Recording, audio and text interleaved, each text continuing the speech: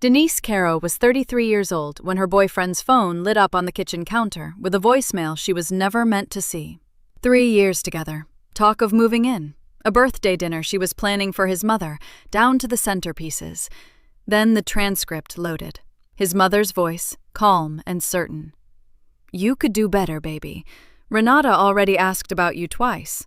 Denise is convenient, not right." Trevor didn't deny it when she read it back to him. He just said she was overreacting.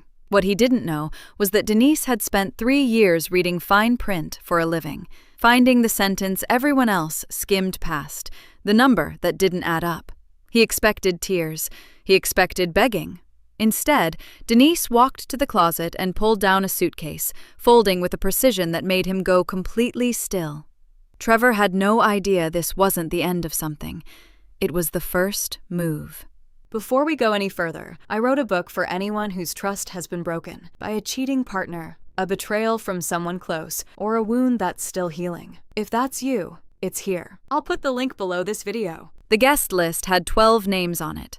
Denise Caro counted them again, tapping her pen against the yellow legal pad like she always did when something felt slightly off. 12 names, 2 tables, 1 birthday dinner for a woman who had never once asked Denise how her day was going. She drew a small box next to each name anyway, checked the box, moved on. That was the job. At Meridian Insurance, Denise was the senior claims auditor who caught what everyone else missed. The billing code transposed by a single digit, the policy date that didn't quite line up with the incident report, the signature that looked just a little too clean. She had built her reputation one quiet correction at a time, and she carried that same steadiness into everything else she did. Dinner reservations confirmed 24 hours in advance, bills split and logged in a shared spreadsheet, nothing left to chance. "You've got the Garcias listed twice," Trevor said from across the table, not looking up from his laptop. Denise glanced at the pad. He was right. She crossed out the duplicate with one clean line. "Good catch," she said. Trevor smiled without lifting his eyes from the screen. It was a comfortable smile, the kind that came from 3 years of knowing someone's rhythms. He reached across the table and stole a grape from the bowl near her elbow, and she didn't say a word, because she had already counted on him doing exactly that. That was them. Easy. Settled. The kind of settled that felt earned. They had met at a mutual friend's housewarming, argued pleasantly about whether the guacamole needed more lime, and exchanged numbers before the night was over. 3 years later, they shared a lease on a 2-bedroom apartment in the Riverside district, split every utility bill down the middle in a spreadsheet Trevor had actually designed himself, and had been circling the idea of combining finances the same way 2 people circle a diving board, each one waiting for the other to jump first. Denise had no problem jumping. She just wanted to be sure of the water first. The birthday dinner was part of that. A gesture, an attempt to smooth the particular kind of tension that had settled between her and Patrice Wills the way humidity settles before a storm. Quietly, completely, until everything felt just a little bit heavier. Patrice had never been outright rude. That wasn't her style. She was the kind of woman who delivered cruelty wrapped in concern, tied off with a bright smile. Denise works in insurance? How practical. Trevor always did attract the sensible ones. Said at Easter, with a slight tilt of the head, like she was complimenting a good pair of shoes. She keeps her hair so natural. Bold choice. Said at Christmas, as if Denise's locks were a dare. Trevor always mentioned these things later, usually in a tone that suggested they were funny, or small, or worth dismissing entirely. "You know how she is," he'd say, with a small shrug that meant, "Please don't make this a thing." And Denise, who had been underestimated by people far more creative than Patrice Wills, never did. She had learned early in her career that the loudest response to a person who doubts you is a result they cannot argue with. Patrice thought she was practical. Fine. Denise would plan the most beautiful, seamless birthday dinner the woman had ever attended. She would arrange it the same way she handled a flagged audit, methodically, without emotion, and better than anyone expected. She drew a clean line under the final name on the list. Trevor closed his laptop and stretched, the back of his chair creaking. He stood, carried his coffee mug to the sink, and set his phone face down on the counter in one fluid motion, the same way he had been doing for the past few weeks. Denise didn't look up. She had noticed. Of course she had noticed. Trevor had always been the kind of person who left his phone screen up, charging in the middle of the counter, indifferent to who walked past. But lately he set it face down before he even put it down. Lately, he angled away from her when a call came in, stepping toward the hallway, voice dropping into something low and reassuring. She had filed it away. Not ignored. Filed. There was a difference. Ignoring something meant deciding it didn't matter. Filing it meant waiting for more information before drawing a conclusion. She was always waiting for more information. Trevor came back to the table, pressed a kiss to the top of her head, and said he was going to grab a shower before dinner. She nodded. She heard his footsteps disappear down the hall. She heard the bathroom door close. The apartment was quiet. She stood to refill her water glass, passing the counter, and then Trevor's phone lit up. She wasn't looking for it. She wasn't reaching for it. But the screen flared white in the low evening light, and the voicemail transcript previewed in 2 clean lines below his mother's name before Denise could look away. "You could do better, baby. Renata already asked about you twice." Denise didn't move. The phone glowed on the counter. The preview sat there in clean gray text, patient as a billing statement. "You could do better, baby.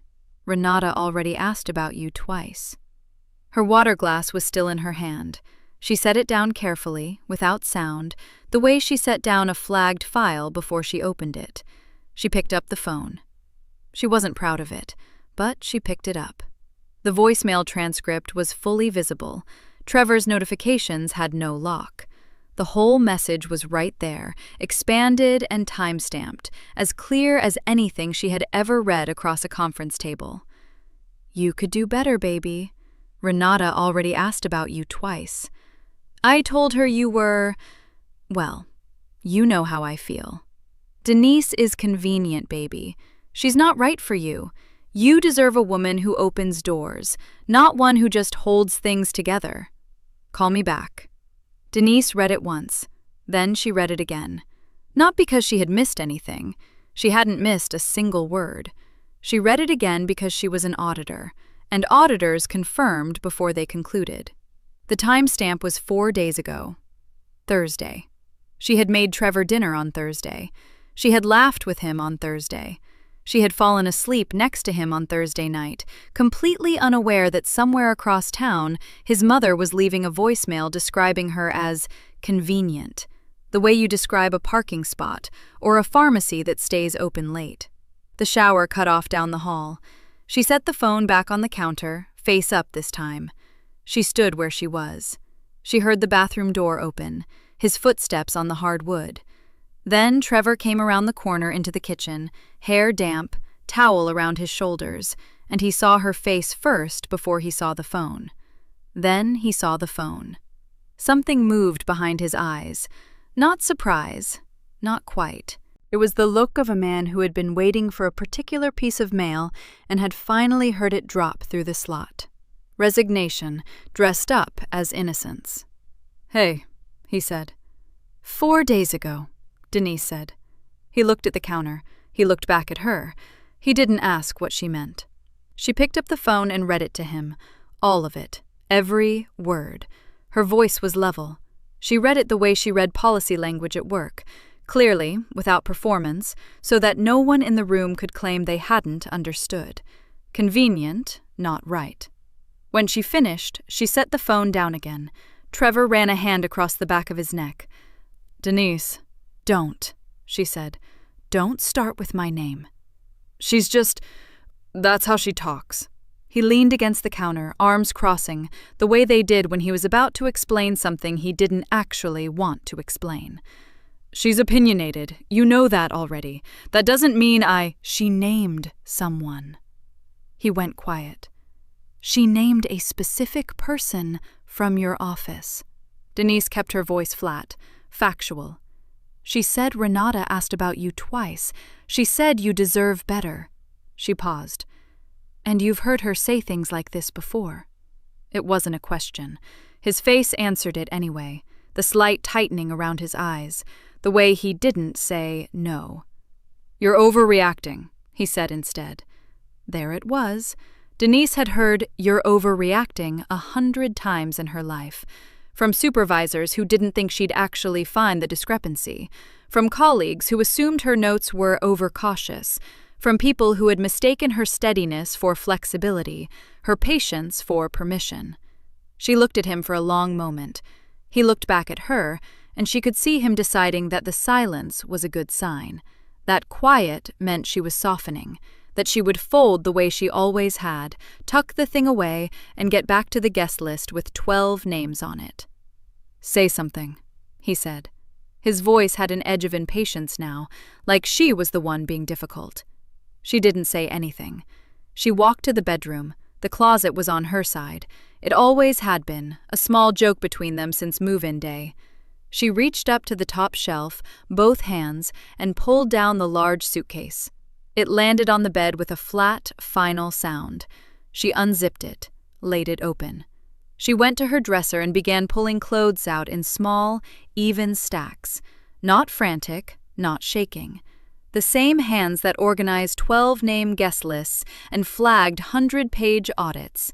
The same hands that had made dinner 4 days ago for a man who had read this voicemail and gone to bed without a word. She folded a shirt, set it down, reached for another. Behind her, she heard Trevor's footsteps stop in the doorway. She didn't turn around. She could feel him standing there. She could feel the exact moment he understood that this was not a threat, that she was not packing to make a point. She was just packing. She reached for another shirt. He said nothing. Trevor found his voice somewhere around the 3rd minute. Denise, come on. She pulled a pair of jeans from the shelf and folded them in half, then in half again. It was just a voicemail. She's my mother. She says things. Denise set the jeans down flat in the suitcase. She doesn't always think before she talks, you know that.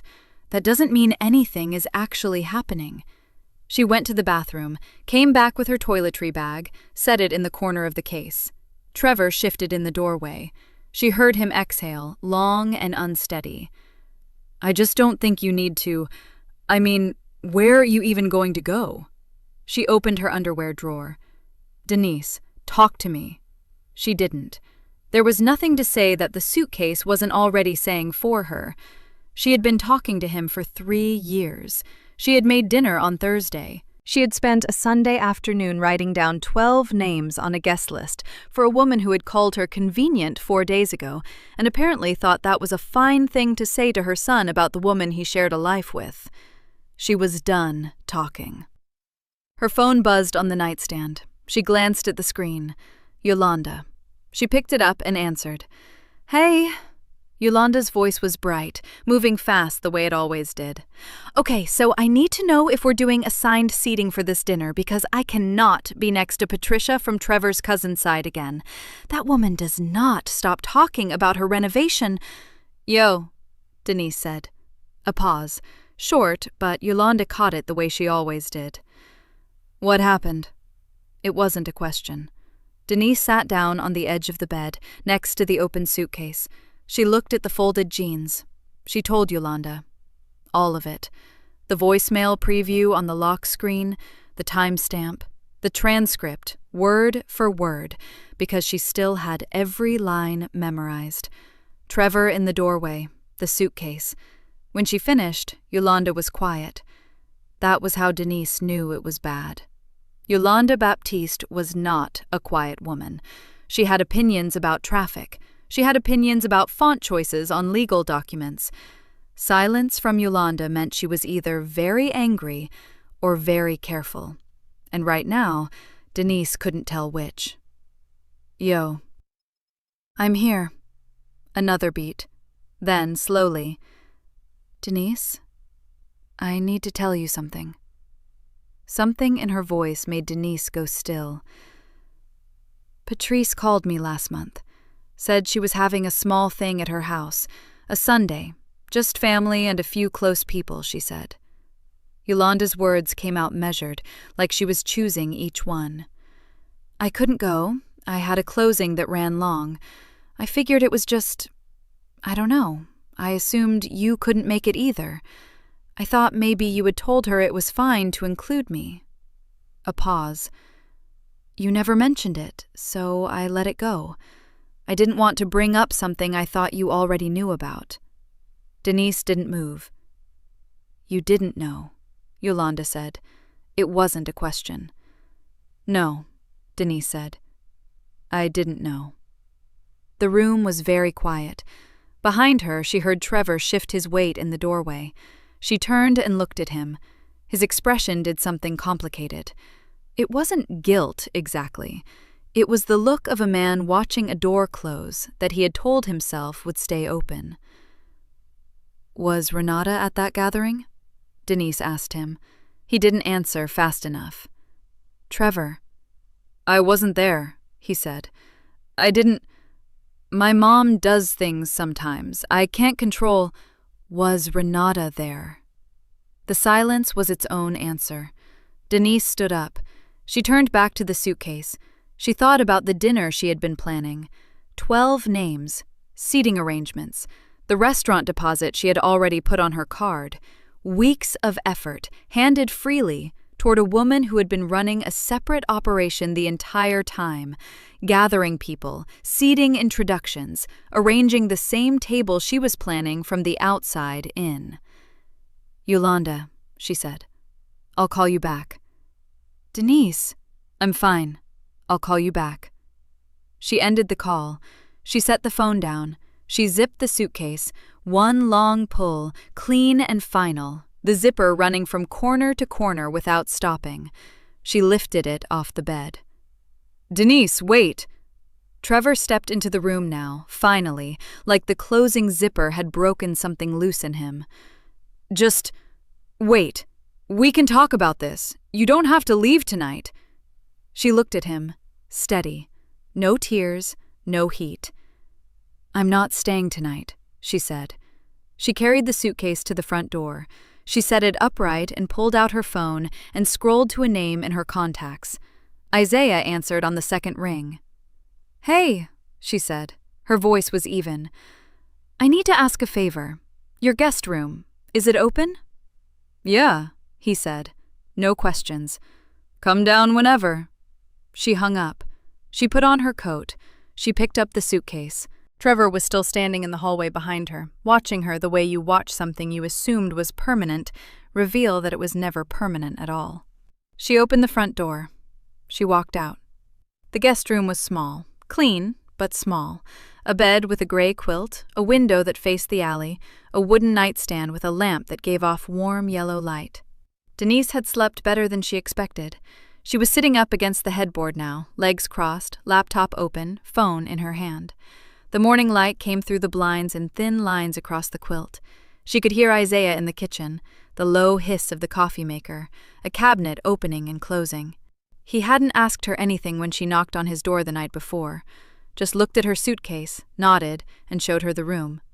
That was the thing about Isaiah. He didn't fill silence with noise just to make himself comfortable. She pulled up the shared cloud photo album on her phone. It was something she and Trevor had set up in the first year, a place to drop pictures. His cousin's wedding, a camping trip, a Sunday at the farmer's market where they had bought too many peaches and laughed about it the whole drive home. She had not opened it in months. She was not looking for photos. The album had a group chat attached to it, a family thread. Trevor had added her early on, back when things felt like they were building toward something real. She had forgotten she was still in it. She scrolled up. The first thing she noticed was her own name. Patrice. She's sweet enough, but that's not the point. Trevor needs someone who matches where he's going, not where he's been. Denise read it again, then once more. She scrolled further. Patrice. I'm telling you all, this one won't last. She's convenient for him right now. He's comfortable. That's all it is. The message was from 14 months ago. 14 months. Denise had been bringing Patrice flowers on Mother's Day 14 months ago. She had given her a candle she ordered specially because Patrice once mentioned liking a particular scent. She had done that. She kept scrolling. There was a reply from someone named Aunt Carol. "Give the girl a chance, Patrice." And then Patrice, right underneath, "I'm giving her exactly as much chance as she deserves," which is to say, I'm being patient. Denise exhaled through her nose. She scrolled further and the messages got more specific. Patrice, 2 months after that, mentioning Renata by name. "She's smart, she's put together, and she actually fits his world. I've already told her to make herself available." Then later, "I'm seating them together at Thanksgiving. Neither of them needs to know it's intentional." Denise stopped. Thanksgiving was 6 weeks away. She was going to be at that Thanksgiving dinner. She had already told Trevor she would be there. She had already asked Yolanda what to bring. She set the phone face down on the quilt for a moment. She pressed both palms flat against her thighs and looked at the window. Then she picked the phone back up.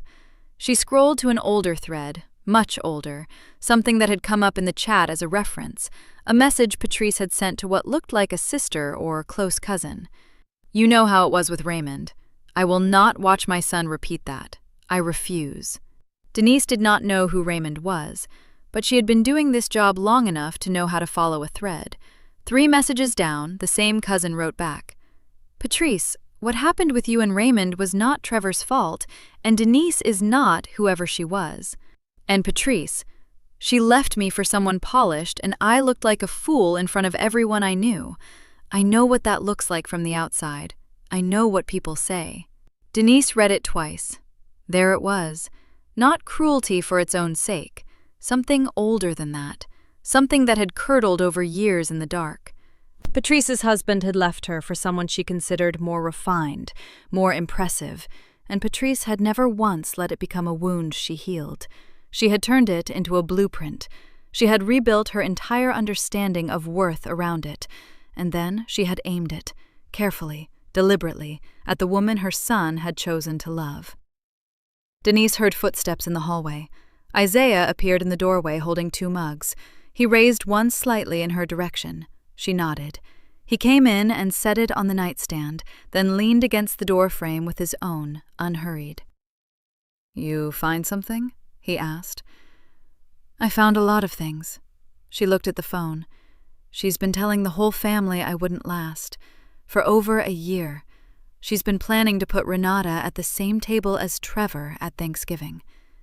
She scrolled back up to one message and read it aloud, flat and even. "She's convenient for him right now. He's comfortable.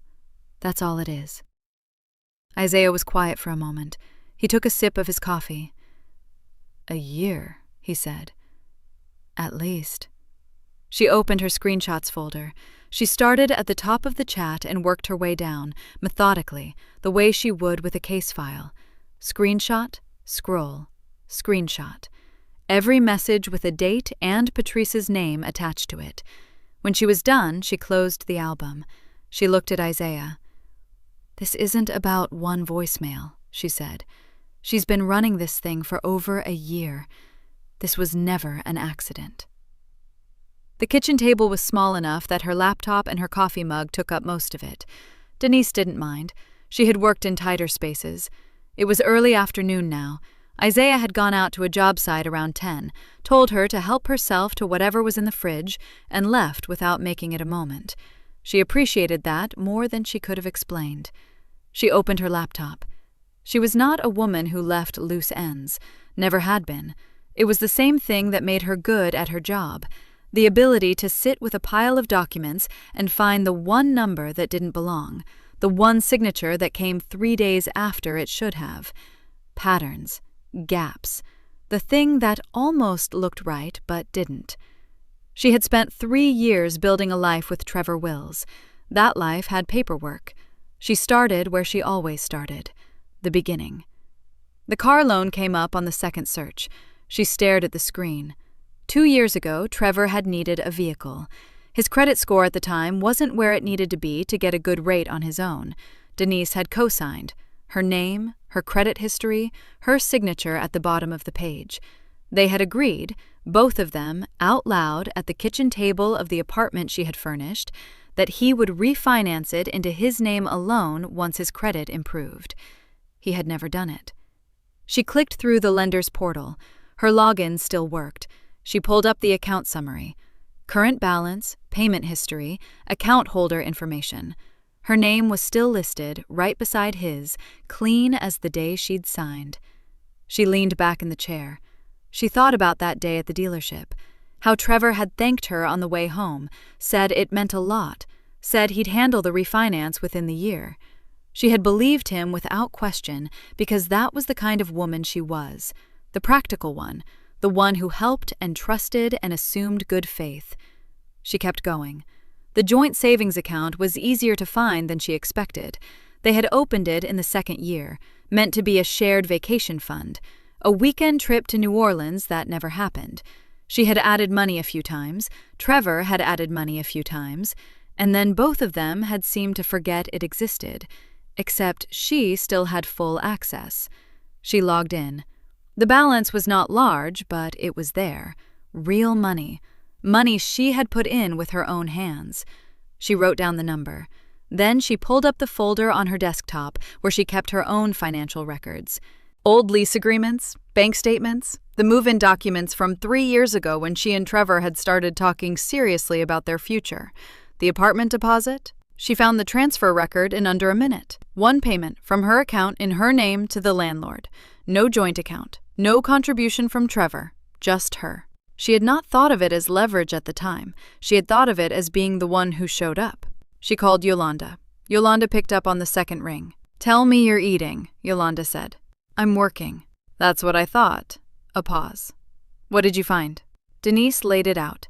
The car loan, still in both names, the savings account, still accessible, the deposit, solely hers. She read the numbers flat and clean, the way she would read a case summary to a colleague. No dramatics, just facts. Yolanda was quiet for a moment. Then, "Okay, the loan first. You're still a cosigner, which means if he misses a payment, it hits your credit. You have the right to request removal from the loan, but the lender can require the remaining balance to be refinanced or paid off. Meaning he'd have to come up with the money. Meaning the whole balance becomes due if the refinance doesn't go through. And if his credit still isn't where it needs to be..." Yolanda let the sentence land on its own. Denise wrote it down. "The deposit is clean," Yolanda continued. "It's your name, your money. You have no liability tied to that apartment. If anything, you have a claim. And the savings account? You have full access. Use it wisely. Not all at once, not out of anger, but it's yours to move." Denise thanked her and was about to hang up when Yolanda said, "Wait, there's something else." She heard Yolanda hesitate, which was not something Yolanda did often. "Keisha from Trevor's office texted me this morning. She wasn't sure whether to say anything, but..." Another pause. "She said Trevor's been saving. Quietly. More than his usual. The timing is strange." Denise frowned. "Strange how?" "Strange like it lines up with Renata's promotion announcement, the one that just came through at his company last week." The room went very still. Denise looked down at her notes. The numbers, the dates, the year-long campaign in the group chat, Patrice's voice on a voicemail, casual as anything. Renata already asked about him twice. She thought about the savings account Trevor had forgotten she could see. She thought about what a man saves up for, quietly, right after a woman at his job gets promoted. He had never once talked to Denise about a ring. She picked up her phone. She needed to know exactly how much Renata already knew. Keisha Drummond was careful by nature. She had worked at the same company for 6 years, kept her head down, and minded her business, mostly. But she had texted Yolanda because something had been sitting wrong with her for weeks, and she was not the kind of person who could let a wrong thing sit forever. Denise knew that about her. She had met Keisha twice. A company picnic. A rooftop birthday party for someone she barely remembered. They weren't close. But Keisha had a conscience, and right now, that was enough. Denise typed carefully. "Hey Keisha, I know Yolanda mentioned she heard from you. I just want to understand the situation better. Anything you're comfortable sharing, I'd appreciate it. No pressure either way." She set the phone down and went to pour herself more coffee. The reply came in 4 minutes. "Can I call you?" Denise looked at the message. "Yes." The phone rang almost immediately, as if Keisha had been holding it. "I want to say first," Keisha began, "that I don't like being in the middle of things." "I understand," Denise said. "I'm not asking you to be." A breath on the other end. "Okay." Another pause. "Renata knows about you." Not vaguely. She knows your name. She knows you and Trevor live together. She knows you're real and current. This isn't like she thought he was single and got blindsided. She knew from the beginning. Denise said nothing. She stood at Isaiah's kitchen counter and kept her face still. She told people at the office that Trevor was basically already available. Keisha continued, her voice dropping slightly, like she was aware of where she was sitting. That whatever he had going at home was basically already over, and she wasn't going to feel guilty about something that was already done. Basically already over, Denise repeated. Her words. I heard it myself. Keisha sounded uncomfortable. I didn't think much of it at first, office talk, but then it kept going. Lunch together a few times, the way he'd show up at her desk, and Patrice, Trevor's mom. She came in once for a thing with one of the executives up top, Mr. Hale. She apparently knows him personally, has for years. Denise's pen stopped moving. How well does she know him? Denise asked. Well enough that he came out of his office to say hello. Well enough that they had a whole conversation in the hallway for 20 minutes. Keisha paused. Renata's promotion came through about 3 weeks after that visit.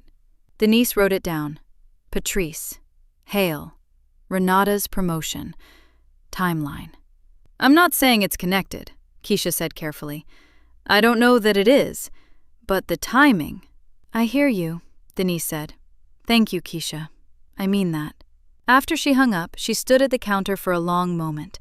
She had expected to feel something hot when the full picture came together. Rage, maybe, the kind that rises in the throat. But what she felt was different, cooler than that, quieter. Trevor had been careless and weak. Patrice had been calculating and cruel, but at least her motive was something Denise could trace. A wounded woman who had never healed, twisting that wound into a campaign. Both of them had history with her, a context, a relationship. Renata had none of that. Renata had simply looked at someone's life, a real woman with a real name, someone who co-signed a loan and planned birthday dinners and put her own savings down on an apartment, and decided that it was already over. Decided, comfortably, from a distance, that her own ambition was more important than whatever damage got done on the way. She didn't know Denise. She didn't need to. She had decided anyway. That landed in a place the voicemail hadn't reached. Denise sat back down at the table. She picked up her pen. She was still writing when Isaiah came through the door around 4, work boots dusty, a paper bag from the deli around the corner in his hand. He set it on the counter without comment, looked at the spread of notes and printed pages in front of her, and sat down across from her. You eat anything today? He asked. A little. He pushed the bag toward her. She pulled out a sandwich without looking up from her notes. You all right? He asked. I'm building something, she said. He nodded like that was a complete answer. For a moment he was quiet, watching her without pressure, the way he always did. Then he said, almost to himself, You've been doing this your whole career, finding the thing that doesn't line up, the number that's off. Yeah. You don't have to yell to be heard. He said it simply, no drama, no performance. You just have to be in the right room with the right paper. Denise looked up at him. Then she looked back down at the table, the voicemail transcript, the group chat screenshots, the loan documents, the deposit records, Keisha's account of what Renata had said, and when, and to whom. The timeline connecting Patrice's visit to the office with Renata's promotion 3 weeks later. Each piece was real. Each piece was documented. Each piece was hers. She pulled a blank sheet of paper from the bottom of the stack. She wrote a single word at the top. Plan. Then she started writing. Trevor called on a Tuesday afternoon. Denise was sitting at Isaiah's kitchen table, sorting loan documents into a neat stack, when his name lit up her screen. She looked at it for 2 full rings. Then she answered. Hey. His voice was careful, soft around the edges in the way it got when he wanted something. Hey, she said. I've been thinking a lot. A pause. About everything. And I don't want to leave things like this. I want to do this right. Sit down, talk it through properly. Another pause, longer. I was thinking dinner, Friday. You, me, and my mom. Somewhere nice, so I can apologize the right way. In front of her. Denise leaned back in her chair. She could hear what he wasn't saying. He thought her silence meant she was softening. He thought the days without a confrontation meant she was finding her way back. He had looked at her quiet and read it as surrender. 3 years, and he still didn't know the difference between a woman who had nothing left to say and a woman who was done talking until the moment was right. Sure, she said. A small beat.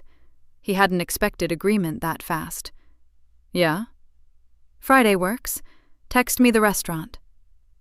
Okay. He sounded relieved in a way that made her jaw tighten briefly. Okay, good. I'll handle the reservation.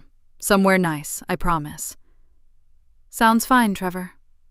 After she hung up, she sat still for a moment. The relief in his voice replayed in her head. He thought he was managing the situation. He thought he had called at the right time and said the right things, and now the pieces were moving back into the shape he wanted. She picked up her pen and wrote Friday at the top of a clean page. Then she got to work. The voicemail transcript was already printed and labeled. Timestamp, date, source. She had formatted it the way she formatted audit reports at work. Clean margins, clear headers, no clutter. The group chat screenshots came next. She arranged them in chronological order, 11 months of messages, each one dated, each one showing Patrice's name clearly at the top. The bet about how long Denise would last. The Thanksgiving seating plan. The message to a cousin saying that Trevor would come to his senses once he spent enough time around the right kind of woman. She stacked them, paper-clipped the set, and set them aside. The loan documents took a little longer. She called Yolanda while she worked. If I file the removal Wednesday, Denise said, when does the balance come due? Technically, the lender has to notify him first, Yolanda said. But given the loan terms and the cosigner clause you both signed, once you file, he's looking at 30 days. And he does not have 30 days' worth of savings sitting around, based on what you told me. He doesn't, Denise confirmed. Then the car either goes back or he figures it out fast. Yolanda's voice was matter-of-fact. You're not doing anything wrong, Denise. You're removing yourself from a financial obligation that was supposed to be temporary 2 years ago. He had the time to fix it. He didn't. I know, Denise said. I just want to file after Friday, not before. Why after? Because I want him sitting at that table thinking everything is still negotiable. A short silence. Then Yolanda said, I'll have the paperwork ready Thursday night.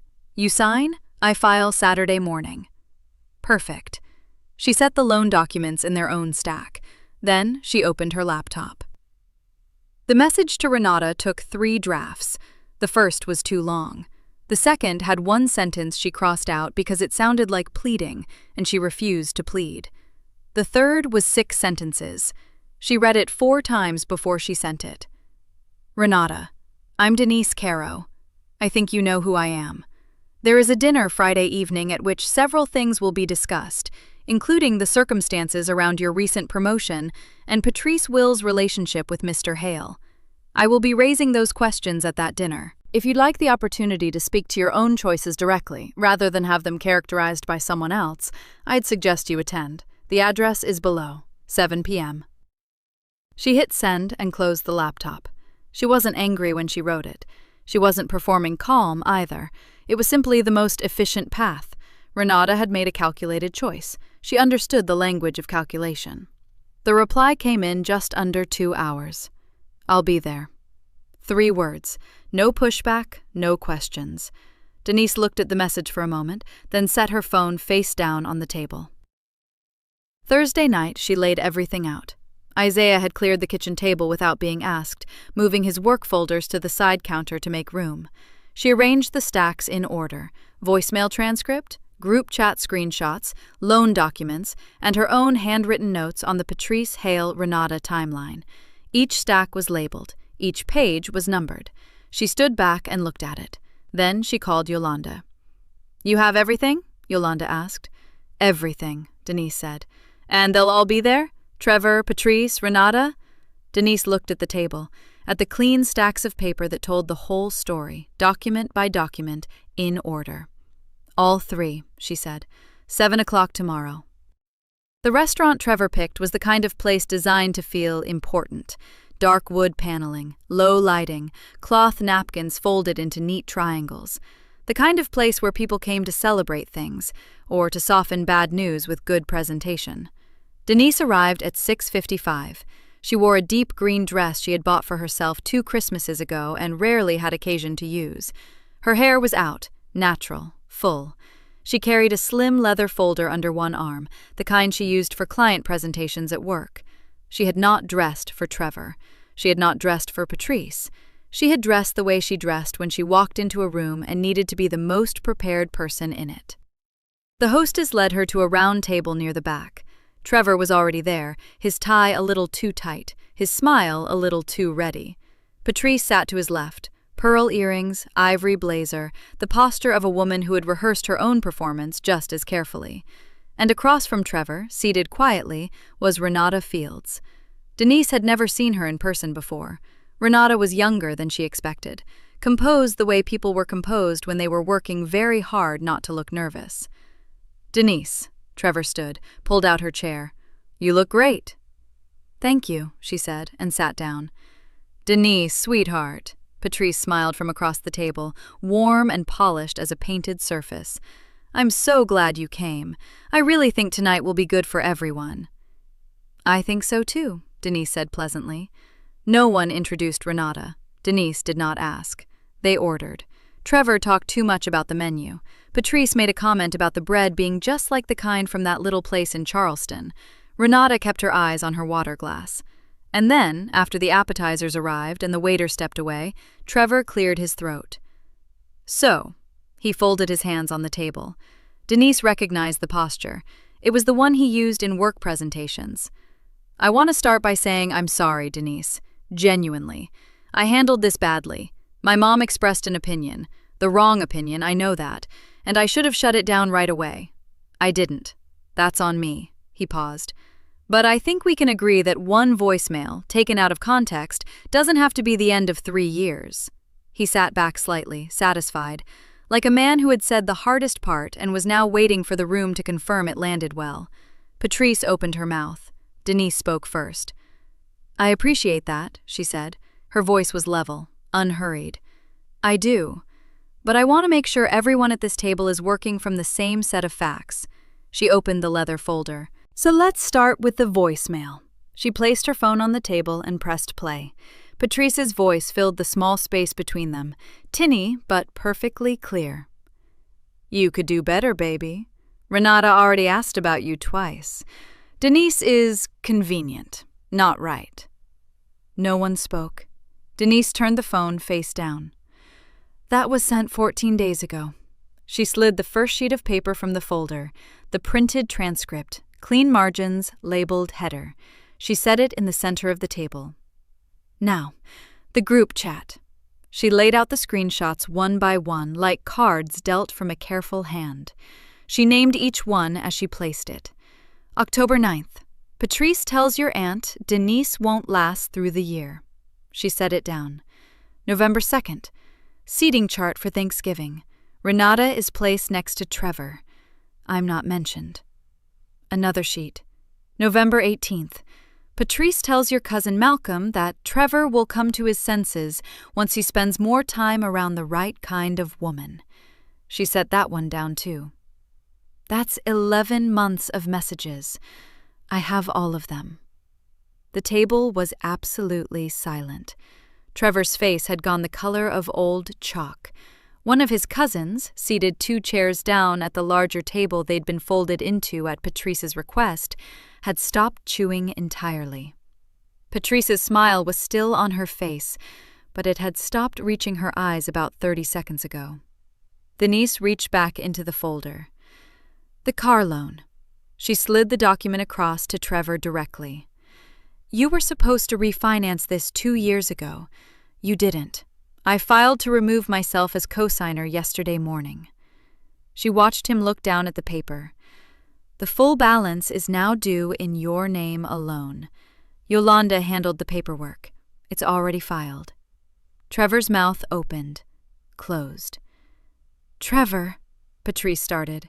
Denise turned to Renata, not with heat, not with cruelty, with the same clean precision she had used for every item on the table. You knew about me, Denise said. Not a rumor, not a guess. You knew my name. You knew we lived together, and you chose to participate anyway. You told coworkers this was basically already over. I'm not asking you to defend that. I'm asking you to confirm it. Here, in front of everyone. The silence stretched. Renata looked at the table. Then she looked up. Yes, she said quietly. I knew. The word landed like a stone dropped into still water. The ripple moved outward. Around the table, faces shifted. The cousin, an aunt, a family friend Patrice had invited specifically to witness the reconciliation. They had all heard it. Patrice's ivory composure cracked. Her chin lifted sharply, then fell. Her eyes moved to her son. Trevor was staring at Renata. Renata was staring at the tablecloth. And around them, the family Patrice had carefully assembled as an audience was now an audience to something else entirely. Denise closed the leather folder. She picked up her clutch. She set her napkin on the table beside her untouched bread plate with the same quiet care she had used to stack every document in Isaiah's kitchen the night before. Thank you all for coming, she said. I appreciate everyone's honesty tonight. She stood, pushed her chair back neatly, and walked out of the restaurant without looking back. The news came in pieces. That was how it always worked, Denise had learned. Not in one clean wave, but in small, steady reports. A text here, a phone call there, a forwarded screenshot that arrived without comment because none was needed. Yolanda called first, 3 days after the dinner. Trevor listed the car, she said, without preamble. Posted it on 2 sites. Asking price is almost exactly what the loan balance was. Denise was at her desk at work, reviewing a claims file. She moved a sticky note from one column to another. When? Day before yesterday, which means he probably got the paperwork the same morning you filed. Yolanda paused. He's also out of the apartment. A mutual contact saw him hauling boxes into Patrice's driveway yesterday afternoon. Denise set down her pen. She thought about the apartment, the way Trevor had talked about that place. The address, the square footage, the building's proximity to his office. Like it was proof of something. Like where a man lived said something about who he was. She had never corrected that idea. She had just quietly been the one covering the deposit, the one whose name sat at the top of the lease. He moved back in with his mother, Denise said. He moved back in with his mother, Yolanda confirmed. Neither of them said anything else for a moment. How's Patrice taking it? Denise asked. Yolanda made a sound that was almost a laugh. Her cousin Brenda called me. Apparently, Patrice tried to spin the dinner as Denise making a scene. Got about halfway through the story before Malcolm stopped her and said he was there and that wasn't what happened. Another pause. Brenda said it got quiet fast. The Patrice news kept coming, the way water finds every crack. The family network she had used so carefully, the group chats, the holiday dinners, the slow, deliberate construction of a narrative about what Trevor deserved, had become the exact thing carrying the true story now. The same cousins who'd received her messages about Denise not lasting were the ones comparing notes. The same aunt who'd been told Trevor would come to his senses had been sitting 2 chairs away when Renata confirmed everything aloud. A family friend Patrice had invited specifically to witness the reconciliation called another family friend to say she'd never been so uncomfortable at a dinner in her life. That call became 2 more calls. Those became a quietness at Patrice's end of the family group chat that was louder than anything she could have said. Denise did not follow any of it closely. She didn't need to. It came to her anyway. The news about Renata came from a different direction. A contact at Trevor's company, the same one who had first told Denise how much Renata already knew, sent a short message about a week after the dinner. Internal review opened. Something about Patrice Wills and hiring influence. Renata's name is attached. Denise read the message once, set her phone down, and went back to her lunch. She had raised the concern. She had done it carefully, with documentation, through the right channel. She had never wanted Renata ruined. She had wanted the truth to have a paper trail, the same way the truth always did. The review, from what Denise heard, cleared Renata of any direct wrongdoing. Patrice's influence had been informal, enough to open a question, not enough to answer it in Renata's favor. What it left behind was a file with her name on it, a flag that would sit in a drawer somewhere, quiet and patient, attached to the promotion she'd wanted so badly. And Trevor, humiliated at the dinner, stripped of the car and the apartment and any version of the story where he was the reasonable one, had cut contact with Renata entirely within the first week. No explanation, from what Denise understood. Just silence. Renata had gambled on a man who was going to leave anyway, and she had lost both the bet and the man. Trevor called on a Thursday evening, 2 weeks after the dinner. Denise was standing in Isaiah's kitchen, reviewing a lease document for her new apartment. She saw the name on the screen, let it ring twice, then picked up. "I just need 5 minutes," Trevor said. His voice was flat, careful, like someone reading from a script he hadn't fully rehearsed. "I think we gave up on something real. I think if we both just—" "Trevor." Her voice was quiet, not cold, just finished. A pause. "I made mistakes, I know that. But I didn't—" "I know what you did and what you didn't do," she said. "I documented all of it. You don't need to walk me through it again." Silence. "I'm not angry," she said. "I want you to understand that, but I'm done." He didn't say anything for a moment. When he did, his voice had lost the script. "Denise, take care of yourself," she said, and ended the call. She set the phone on the counter. She picked up the lease document and found her place on the page. Then she opened her contacts, found Trevor's name, and blocked the number. She closed her laptop. The last box was marked MISC in black marker, the way all last boxes are. Everything that didn't fit a category, everything she'd swept off surfaces at the end and packed without thinking too hard about. She slit the tape with her keys.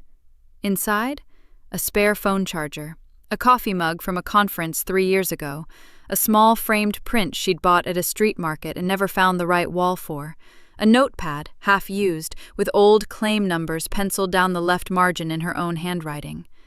She set each thing on the counter and looked at them. Her counter, her kitchen, her lease in her name, paid with her deposit, in a building she had chosen herself because it had good light in the mornings and a parking space included and a property manager who answered his phone. She put the mug in the cabinet and the print on the windowsill and the charger in the drawer next to the stove, where chargers always ended up. The promotion had come 6 weeks after the dinner, not because of anything she had done differently. That was the part she kept coming back to. She hadn't changed her approach or raised her profile or asked for anything.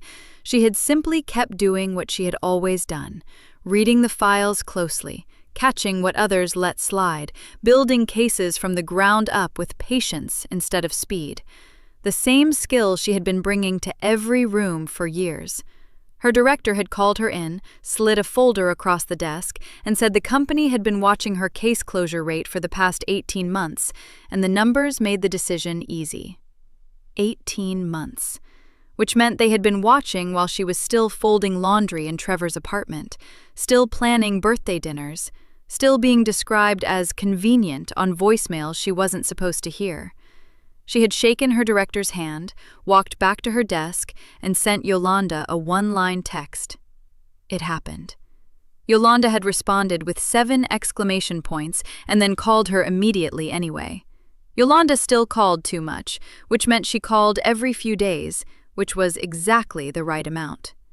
She had come over the week Denise got the keys to the new apartment and walked every room with her wine glass in hand, asking questions about the closet space and the water pressure and the neighbors, in that order. She had opinions about where the couch should go. She had strong feelings about the kitchen lighting. She had made Denise laugh hard enough to sit down on the bare floor in the middle of the living room, neither of them with furniture yet, both of them not caring. She was coming over Saturday. She was always coming over Saturday now. Isaiah had helped her move. He had shown up on a Saturday morning with his truck and a hand dolly and 2 travel coffees, neither of which he had asked if she wanted. He had just brought them because he had been paying attention and he knew how she took it. They had moved everything in 4 hours. He had not offered opinions about the apartment. He had not told her what she should do with the space, or the walls, or the extra room she was planning to use as an office. He had set down each box where she directed and eaten lunch with her on the floor when they were done, both of them tired, both of them fine with the quiet. He texted her sometimes, not constantly, enough. She had learned, without either of them naming it, that some things don't need to be decided quickly to be real. She was fine with that. More than fine. Her phone buzzed on the counter while she was washing out the last box's dust with a paper towel. A calendar notification. Patrice birthday dinner, 7 p.m. She had never deleted it. She looked at it for a moment, the little bell icon, the address she had typed in herself, the restaurant she had researched, the reservation she had never canceled because she had left the apartment before she thought to. She dismissed the notification with her thumb. It meant nothing now. It was just a date. The calendar could have it. She poured coffee from the machine she had bought with her own money and stood at the kitchen window and looked out at the street below. The afternoon light was coming in at a low angle, long and golden, the kind that made ordinary things look significant. Parked cars, a woman walking a dog, a kid on a bicycle cutting a wide arc around a fire hydrant. Her phone buzzed again on the counter. She didn't reach for it right away. She took one more sip of coffee first. Then she picked it up. The name on the screen was Patrice Wills. She opened the message. Denise, I've been doing a lot of thinking. I hope we can put all of this behind us. I want you to know I never intended. She read it once, all the way through. Then she set the phone face down on the counter. She picked up her coffee with both hands, and she looked back out the window at the street, and the light, and the ordinary, uninterrupted morning that was entirely hers. Thank you for watching until the end. If this story meant something to you, hit subscribe and turn on notifications. I've got 2 stories on the screen that you have to watch next. Have a great day!